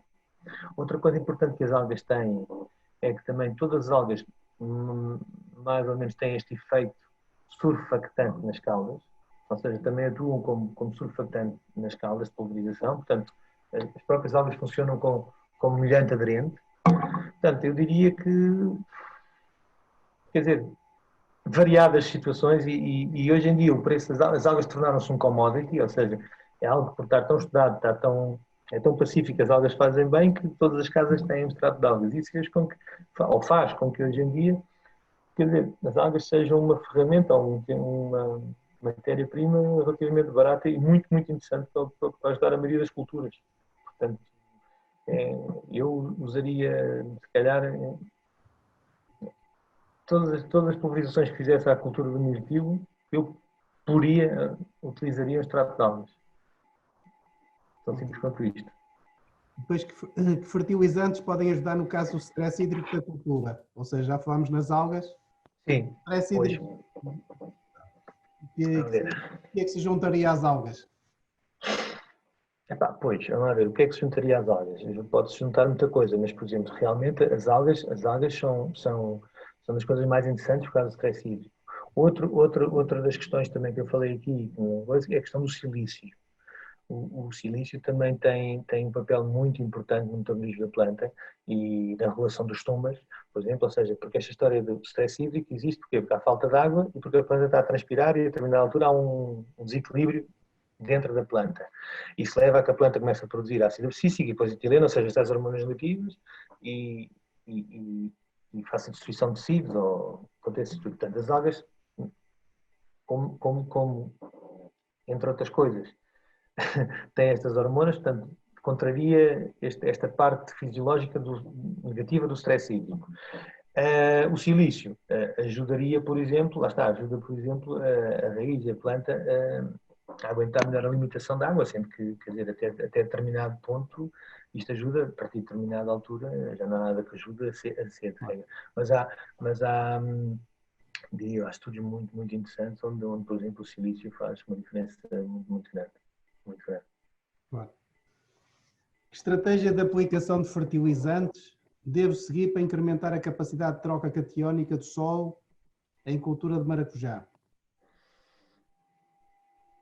Epá, pois, vamos lá ver, eu diria que se é, vamos lá ver, incrementar a capacidade de troca catiónica do solo é incrementar a capacidade que o solo tem em cargas negativas. Como é que isso se faz? Ou argila, não é prático, ou matéria orgânica. Se quisermos pôr isto ao nível dos fertilizantes, era utilizar os fertilizantes orgânicos, ou organominerais, ou pois, fertilizantes que tenham como pelo menos uma base de matéria orgânica. Será a melhor maneira. No maracujá e em qualquer outra cultura. Sim, claro. Neste caso, só uma coisa. Lá está, dentro das várias soluções de matéria orgânica que nós temos ao nosso dispor, aqueles que à partida poderiam funcionar melhor seria os tais corretores úmicos, ou seja, produtos à base de ácidos úmicos, ou seja, e aqui o commodity, a matéria-prima mais interessante é a utilização de linarditas, os limites, porque é realmente aquela matéria orgânica que é mais estável e mais rica em cargas negativas, por assim dizer. Como se caracteriza uma matéria orgânica líquida de qualidade? A ver, dentro das matérias orgânicas líquidas de qualidade, tem a ver com o extrato úmico. O extrato úmico é composto pelos ácidos úmicos e pelos ácidos fúlvicos. Por definição, ácidos úmicos é aquilo que precipita a pH 1,5. Ou seja, mas na prática o que é importante as pessoas reterem é isso. Os úmicos são moléculas orgânicas maiores, mais pesadas, e por serem maiores e mais pesadas, resistem durante mais tempo à oxidação, à sua destruição no solo. Toda a matéria orgânica no solo acaba por ser destruída, acaba por ser mineralizada. Portanto, nesse sentido, portanto, matérias orgânicas líquidas com teores em ácidos úmicos de 8%, 10%, 12% seriam as mais interessantes. Por outro lado, matérias orgânicas líquidas com teor em ácido úmico mais baixo e que, quer dizer, que não duram tanto, que não são tão bioativas, porque lá está, depois a questão dos ácidos úmicos ou da linardita, a linardita é muito rica não só em ácidos úmicos, mas também é muito rica em aminoácidos, em vitaminas, coisas que depois estimulam a planta. Mas dizia eu, as outras matérias orgânicas menos ricas em ácidos úmicos são muito mais baratas, são rapidamente mineralizadas, mas o facto de serem rapidamente mineralizadas também nos servem como um complemento da nutrição brutal. E estamos a falar de fertirrigação. Temos a oportunidade de aplicar regularmente, se for preciso todas as semanas ou várias vezes à semana, é uma questão de optarmos por aquilo que economicamente nos pareça melhor e mais barato. E também outra coisa importante nisto das matérias orgânicas, que é que o agricultor liga muito e com razão, que é matérias orgânicas que não entupam filtros e que não entupam os gotejadores ou os microexpressores. E às vezes, associada a esta qualidade, a estas moléculas mais pesadas, há realmente uma tendência para se calhar também obliterarem, obturarem os filtros e os gotejadores mais facilmente. Então as outras que são até mais baratas e que não sendo tão boas e tão estáveis, mas porque as podemos aplicar regularmente, acabam por ser interessantes, porque é isso, criam menos dores de cabeça ao produtor. Qual é que é o problema? É que depois nestas matérias orgânicas mais baratas, vale tudo. Tudo o que tiver carbonos é matéria orgânica e tudo o que tiver carbonos solúveis é ácidos fúlvicos. Pois, e aí uma questão de... Isto chega ao requinte a ver matérias orgânicas que têm, sei lá, 24% de teor indicado no rótulo, mas depois não diz, o rótulo é omisso relativamente a ácidos úmicos e ácidos fúlvicos. Pois, isso depois tem a ver com a legislação ou com a informação que o produtor quer dar, mas é isso, vamos a ver, pois, porque uma coisa é a matéria orgânica, outra coisa é o teor em extrato úmico. Pois é como a história do carbono, quer dizer, pois hoje em dia também há produtos que são ricos em matéria, quer dizer, que são posicionados porque são muito ricos em carbono. Qualquer produto de matéria orgânica, associado a uma determinada quantidade de matéria orgânica, a 20 ou 20 e poucos por cento, agora não sei de cabeça o valor certo, é carbono ou carbono orgânico. Isto às vezes depois é mais marketing do que propriamente, ou seja, é mais a diferença a nível da marketização ou da história colocada no rótulo, na ficha técnica, provavelmente do produto em si. Diria eu, Uma matéria orgânica líquida de qualidade é uma matéria que não entupa, uma matéria orgânica que não entupa. Depois, por exemplo, na questão dos ácidos, na questão agora dos berries, ou não só dos berries, mas também, no caso da questão do pH, as pessoas ligam muito ao pH das matérias orgânicas. E as pessoas dizem ácidos úmicos, e qualquer corretor úmico, com muitos ácidos úmicos, com muito ordinariedade, tem pHs elevados. Isto tem a ver com a extração destes ácidos úmicos lá dos linídeos. Portanto, e as pessoas muitas vezes, lá está, preferem matérias orgânicas com pHs ácidos. pHs 5 ou 5,5 ou até abaixo disso. Isso normalmente consegue-se com as vinhaças, com os produtos da indústria da beterraba, que são realmente extratos orgânicos, portanto, matérias orgânicas, que têm um extrato úmico muito mais baixo. Claro. Mas também são muito mais baratas. O agricultor o que é que tem que fazer? É, em vez de aplicar 10 litros por hectare por semana, aplicar 30 litros por hectare por semana. Quer dizer, não sendo a mesma coisa, no final acaba por ser quase a mesma coisa.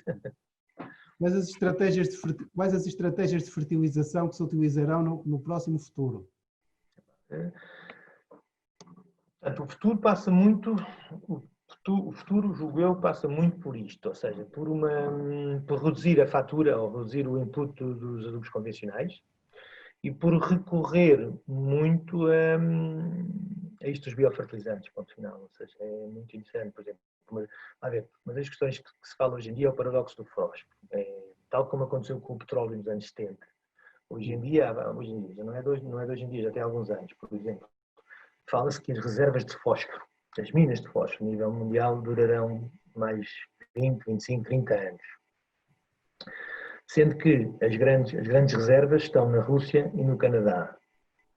E infelizmente, na Rússia grande parte das reservas estão contaminadas com urânio, no Canadá com cádmio. Portanto, isto leva um problema grave no futuro. Por outro lado, a questão do fósforo é isso. O fósforo é este elemento que no solo nem sempre é o mais complicado em termos de disponibilidade para as plantas, mas ele está tão disseminado no solo e nas águas que hoje em dia temos um problema grave de eutrofização das águas e tudo isto. Portanto, questões como esta levam a que no futuro se reduzam os fertilizantes convencionais e se passe por soluções mais sustentáveis e mais, não é orgânicas, mais naturais.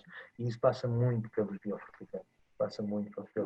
Pela utilização de micro-organismos. Tentar chegar a este equilíbrio. E mais uma vez, sem que com isso se perca a produção. E quase sempre se acaba por não perdendo quantidade na produção, se ganhar qualidade. Passa muito por isso. Mas estes biofertilizantes são à base de micorrizas ou também são diferentes? Vamos lá ver. Isto depois, aqui temos o problema ainda da legislação. Isto, como os micro-organismos são seres vivos, isto não é tão fácil de registrar como os minerais. Isto é muita questão ética. Os biofertilizantes são micro-organismos vivos, ponto. O mais estudado, ou aquele mais que se fala logo à partida, seriam as micorrizas. Porque estas micorrizas é este micro-organismo diferente de todos os outros no tipo de relação que tem com as plantas. Porque está diretamente ligada à planta. As micorrizas, há vários tipos de micorrizas, não distingue-se entre endomicorrizas e ectomicorrizas. Ectomicorrizas são aqueles fungos ou aquelas micorrizas que surgem, porque a micorriza em si é o produto da associação, ou seja, o fungo com a planta fazem uma micorriza. As ectomicorrizas acontecem nas florestais. As endomicorrizas são o tipo de micorrização que acontece na maioria das culturas agrícolas. Por acaso, e hoje em dia, tendo em conta a moda dos berries e dos pequenos frutos, o mirtilo, sendo uma ericácea, é daquelas plantas que gosta de micorrizar, não com endomicorrizas, mas com ericomicorrizas, micorrizas específicas. Portanto, as micorrizas são importantíssimas e são talvez, por assim dizer, hoje em dia o mais estudado e o mais utilizado e o principal dos biofertilizantes. Eu, na minha opinião, até terá mais futuro os consórcios bacterianos, ou seja, a utilização das bactérias, porque são muito mais dinâmicas, são muito mais rápidas. Não faz sentido pôr micorrizas a meio do ciclo, porque o processo de micorrização, ou seja, o que nós pomos no solo é o esporo da micorriza. Entre que este esporo germine, infecta a planta perceba que aquilo não é uma doença, ou seja, não é um patogénico, é uma coisa que pode ser útil. Isto passam semanas, portanto, perde-se o tempo. As bactérias não, vão para o solo e começam a multiplicar. Se tudo correr bem, em 10 horas de uma bactéria nós podemos chegar a 100 mil. E o que é que acaba também por acontecer? Estas bactérias, ao multiplicarem-se, criam condições para que outras apareçam. E também para outra coisa, para que a micorrização natural se faça de forma muito mais eficaz e muito mais eficiente. Nós temos estudos com a Faculdade de Ciências onde, por utilizar consórcios bacterianos, aumentou-se em mais de 50% o número de micorrizas nas plantas. Portanto, respondendo à pergunta, é assim, portanto, são micro-organismos. No futuro, presumo eu, no futuro próximo, cada vez haverá mais espécies, mais géneros de micro-organismos autorizados a serem utilizados. Nós sabemos estudos noutros continentes, né, noutros países, noutros continentes, de fungos super espetaculares para as plantas. Né? Simplesmente como são autóctones lá e não existem cá, vai ser difícil que sejam autorizados cá. Depois, por outro lado, existe outra coisa, que há micro-organismos que são espetaculares para as plantas, mas depois também são patogénicos para o homem. E esses vão ser proibidos, com certeza, sempre. Como devo escolher micorrizas para a cultura do abacate? Olha, como é que deves escolher as micro-organismos? Quer dizer, à partida... Não há para onde escolher. Assim, há por onde escolher, quer dizer, é tentar arranjar um produto que esteja testado, que haja algum feedback positivo, preferência no abacate. O abacate em Portugal é uma cultura relativamente recente, mas hoje em dia também com a net facilmente se acede a informação variada, quer dizer, e podemos ir a todo o mundo, as zonas mais tropicais, onde a cultura do abacate já é feita há muitos anos. Porque às vezes também não, eu estava a pensar no México, se calhar não tanto, depois é tão natural que eles também não ligam assim muito aos abacates. Mas e eu, portanto, o que é que convém? Pois é arranjar um produto que já esteja testado, é um produto que tem garantias. Em termos da micorriza em si, ou seja, dentro das endomicorrizas há várias espécies, eu diria que o género Lomos será o mais todo o terreno e à partida, dentro dos meus conhecimentos limitados na cultura do abacate, seria aquele que poderia dar assim garantias à partida. Mas também é uma pergunta tão específica que eu não consigo responder. Claro. Que cuidado se deve ter com os macronutrientes secundários em hortícolas? A ver, ok. Portanto, mais uma vez, se as plantas não estiverem super amareladas e esse amarelado generalizado não esteja associado a azoto, e isto, deve ser, por exemplo, polvo de varzim, terrenos arenosos, variável 4, ou cai mais em baixo, montijos e compotas, assim, portanto, excluindo o enxofre, nós temos que nos preocupar ou com o magnésio ou com o cálcio. Diz-me a experiência que eu não me preocupo muito com o magnésio, ainda que na maioria das culturas hortícolas, a determinada altura, apareçam carências de magnésio. E porquê é que aparecem carências de magnésio? Aparecem carências de magnésio porque a partir de determinada altura nós estamos a forçar muito os potássios. E lá está, isto funciona tudo, se quiserem, não é berlins e bolas. O potássio é um berlim pequenino, é um cation com um tamanho muito pequeno. O magnésio, ou seja, imaginemos um berlim, o magnésio seria uma bola de bilhar ou uma bola de futebol salão. O cálcio é a tal bola de basquete, a maior de todas. O que é que acontece? O potássio, por ser pequenino, é mais fácil de entrar na planta, é o chamado consumo de luxo do potássio. Ou seja, ele passa facilmente. Portanto, se nós pomos muito potássio na solução do solo, este potássio passa à frente do magnésio e do cálcio. Porquê é que eu digo que as carências de magnésio não são muito preocupantes? Não me preocupava assim tanto. É porque o magnésio é muito móvel na planta e muito móvel e move-se com muita rapidez. Portanto, a planta tem a capacidade de, se precisar de magnésio nas folhas novas, nas folhas que estão a ser geradas mais tarde e que estão mais ativas, porque depois as folhas de baixo, da base, já estão à sombra, já estão velhas, já não estão a funcionar tanto. A planta rapidamente vai buscar magnésio aí e traz-lo para cima. E isso faz com que nestas folhas mais velhas apareça uma tal clorose internervura que é típico de uma carência de magnésio. Portanto, e neste sentido é assim, as carências de magnésio aparecem, mas não prejudicam em nada o rendimento da cultura ou da planta, nas hortícolas. Podemos reforçar nessas situações um bocadinho mais sulfato de magnésio, nitrato de magnésio na fertirrega, mas na minha opinião não é assim nada problemático. Agora, o macronutriente secundário que nós temos que nos preocupar é realmente o cálcio. E isto porquê? Porque, mais uma vez, o cálcio, ao contrário do magnésio, move-se devagarinho na planta.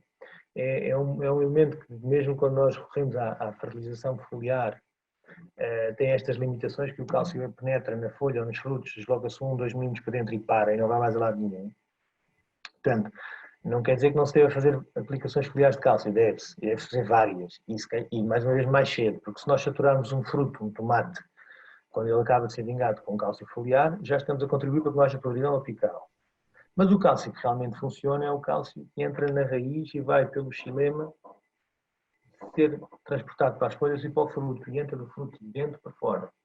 Ora, como ele é tão lento, a gente tem que começar logo a aplicá-lo desde o início. Ou seja, no início, quando nós estamos preocupados com os fósforos para enraizar, e os azotes, e o potássio, quer dizer, aí é cálcio. Aí é nitrato de cálcio, é o adubo mais barato e a fonte mais barata e mais interessante de cálcio é o nitrato de cálcio na regra. Na minha opinião. O calcigel. Pois, isso é outro produto interessante que há no mercado.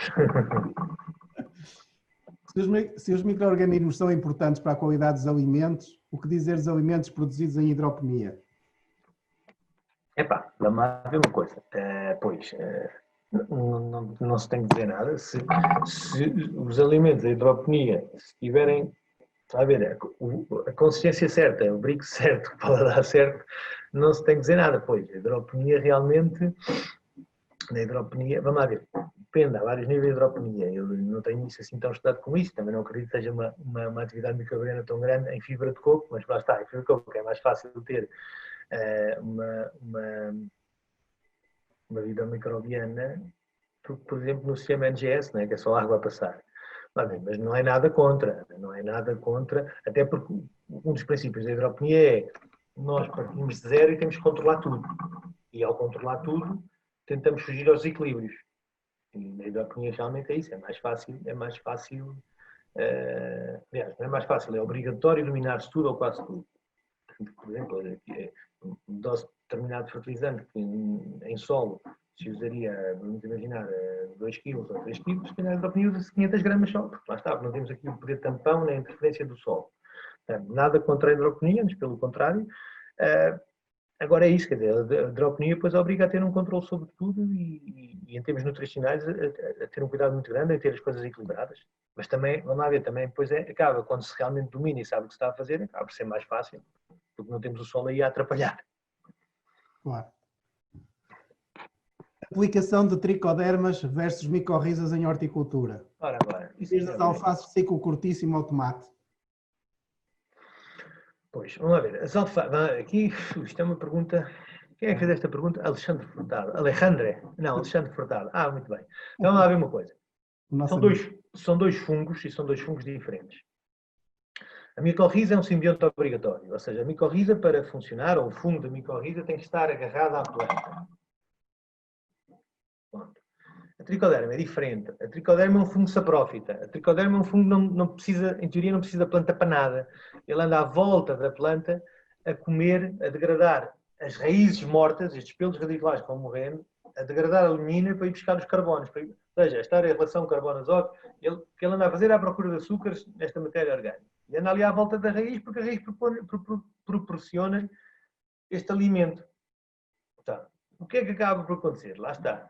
As tricodermas são um fungo que, para além desta característica, tem outra característica, que têm estratégias de controlo, ou elas protegem a planta porque controlam os patogénicos. E então, a partir das tricodermas são mais estudadas e mais conhecidas como bioprotetores do que como biofertilizantes. Também funcionam como biofertilizantes, porque lá está, o facto de degradarem muito desta matéria orgânica, libertam alguns nutrientes, ou muitos nutrientes para a planta, para a solução do solo. Eu tenho ensaios em tomate de indústria, onde, ao contrário do esperado, as plantas tratadas com tricodermas tiveram um vigor mais forte do que das com micorriza, que é uma coisa estranha. A micorriza, lá está, permite à planta uma capacidade de absorver água e nutrientes muitíssimo maior do que as tricodermas fariam. Mas nós associamos isto a quê? Agricultura biológica, grandes quantidades de matéria orgânica no solo, as tricodermas degradaram realmente muita matéria orgânica, houve ali grandes fluxos de azoto no tomate. Portanto, agora, importante, é como eu disse, a micorrização é um processo lento, ou demora umas semanas. Alfaces de ciclo curtíssimo, portanto, todas as alfaces de ciclo primavera-verão se fazem em 4, 5 semanas. Pois aí, vamos lá ver, não é aí, não se justifica. aí teria que se aplicar, e isto é importante nos hortícolas. Nos hortícolas o que faz até mais sentido seria aplicarmos as micorrizas em viveiro. Já que vamos, porque normalmente nos hortícolas, presumo que estamos a falar este tipo de tomate e alface, o que o produtor faz é comprar as plantas ou produzir as plantas, mas transplanta uma plantinha que vem num tabuleiro com um tubetezinho de turfa e uma raizinha toda porreira. Portanto, isto pressupôs que 3, 4, 5 semanas antes, dependendo da cultura, no pimento um bocadinho mais, alguém tenha posto turfa, semente, adubo, câmara de germinação. Se nós pusermos aí nessa altura as micorrizas, lá está, a planta já vem para o solo micorrizada. E aí até mesmo numa alface ciclo curtíssimo, a micorriza poderá fazer diferença. Lá está, como são 4 ou 5 semanas e aquilo é só folhas e correndo tudo bem, não haverá grande problema, eu acho que não se justifica muito as micorrizas. Questão da tricoderma. A tricoderma, vamos lá ver. Enquanto as micorrizas, nós temos de ter sempre uma cultura no solo para elas estarem vivas. Portanto, cada vez que arrancamos a cultura e fazemos, destruímos tudo. A tricoderma, lá está, ele não depende diretamente da planta. Ele pode subsistir, é mais fácil subsistir e mais fácil aguentar-se ou estar ativo durante mais tempo, sem grandes interferências, havendo grandes interferências do homem. Por outro lado, no caso das alfaces ou no caso do tomate, existe sempre esta questão de que a tricoderma, além de poder fornecer mais nutrientes, temos esta questão da fitossanidade, quer dizer, no caso das alfaces, a tricoderma, uma das coisas que faz as fitóforas, coisas é por micoparasitismo, ou seja, a tricoderma ataca as hifas dos fungos patogénicos e destrói-os. No caso da sclerotínia, por exemplo, a alface é um dos problemas recorrentes, a tricoderma produz um antibiótico, ou seja, produz um metabolito que tem uma ação depressiva na sclerotínia. Portanto, é interessante, são duas coisas diferentes, mas eu diria, em alface ciclo curto, se calhar as bactérias, ponto. Lá está, são muito rápidas. Tomate, 4, 5 cachos, o tomate vai estar 3, 4 meses no solo. Faz sentido os dois. Mas também há uma questão que aqui não foi, mas às vezes as pessoas perguntam, mas uma coisa é incompatível com a outra? Eu acho que não. Quer dizer, há casas, nem é tanto estudos, há casas que dizem que sim, casas comerciais, há outras que dizem que não. Minha opinião é que não. Há uma coisa, se a micorriza, se respeitarmos os times, e muitas vezes até pode ser posto ao mesmo tempo, à partida cada coisa segue o seu caminho. Outra coisa importante, ou seja, não são incompatíveis e podemos ter o melhor de dois mundos e aplicar micorrizas e tricodermas numa determinada cultura. Outra coisa importante, as micorrizas é sempre uma coisa lenta. As tricodermas é um fungo muito agressivo, é tudo muito mais rápido. Qual é que é a grande limitação também das tricodermas? É a temperatura do solo. Porque, mais uma vez, depois mistura-se a informação toda. Não é? A tricoderma é um fungo que está disseminado no planeta todo, desde o deserto do Calar, onde faz a 50 e tal graus, até ao Alasca, onde faz a menos 20. Agora, isto é tudo muito bonito, mas uma coisa é as tricodermas numa plaquinha de Petri, e a gente a vê-la a evoluir e a atacar os fungos, porque tem um substrato espetacular e tem uma temperatura XPTO. Outra coisa é a tricoderma num vaso, num ensaio numa universidade de água 4, onde o vaso está dentro de uma estufa, está tudo. No terreno, na vida real, a maior limitação que eu vejo também nas tricodermas, para além da quantidade de esporos por metro quadrado, e depois te implica com o custo destas coisas, quanto é que custa o produto, ou quanto é que custa os esporos e quantidade de esporos é que nós estamos a meter, a questão passa muito também pela temperatura do solo, que é as tricodermas com temperaturas de solo 12, 13, 14 graus, estão lá e estão a andar, mas vão devagarinho. Eles precisam de temperaturas mais elevadas. O que é que acontece? Se os patógenos, isto é mais na questão da fitoproteção. Se, entretanto, os patógenos, já tivemos lá a cultura instalada e a cultura está a estressar e está bem parada, e os patógenos que já existem no solo são autóctones, são muito mais agressivos e acabamos por aplicar tricodermas sem ver grandes resultados. Por outro lado, quando aplicamos as tricodermas com temperaturas de solo de 15, 16, 17 graus, corre tudo muito melhor. Para responder à pergunta, tomate sim, alfaces, se calhar nem uma coisa nem outra. Não sei. Excelente conclusão. Eu acho que nós esgotamos o nosso tempo. Eu pedi à Cláudia Silva se fazia aqui uma síntese do que ouvimos ao longo desta hora e 3/4, desta explicação brilhante de quem é capaz de explicar os pormenores e de os relacionar e sobretudo, transmitir o conhecimento da experiência, que é, na minha opinião, que é o que faz a grande diferença para melhor. Boa noite a todos novamente. Efetivamente foi uma apresentação brilhante, como disse o engenheiro Martino. Portanto, é muito difícil fazer uma síntese e fazer jus a todo esse conhecimento, engenheiro Pedro. O domínio irrepreensível que nos trouxe aqui hoje quando falamos em nutrição de plantas. Parabéns, parabéns. Muito obrigado. Portanto, tentarei fazer uma síntese de uma forma muito breve também para explicar a importância desta temática a todas as pessoas que estão a assistir. Portanto, abordamos desde a classificação dos micro e macronutrientes, os efeitos dos nutrientes nas plantas e a sua interação, a importância da aplicação faseada ao longo das necessidades das culturas, a forma como os antagonismos e sinergismos interferem na disponibilização de nutrientes, as diferentes formas de matéria orgânica. Falamos também na importância dos bioestimulantes e micro-organismos. Portanto, retemos aqui que a saúde do solo, a estrutura e o teor dos micro-organismos devem ser preservados.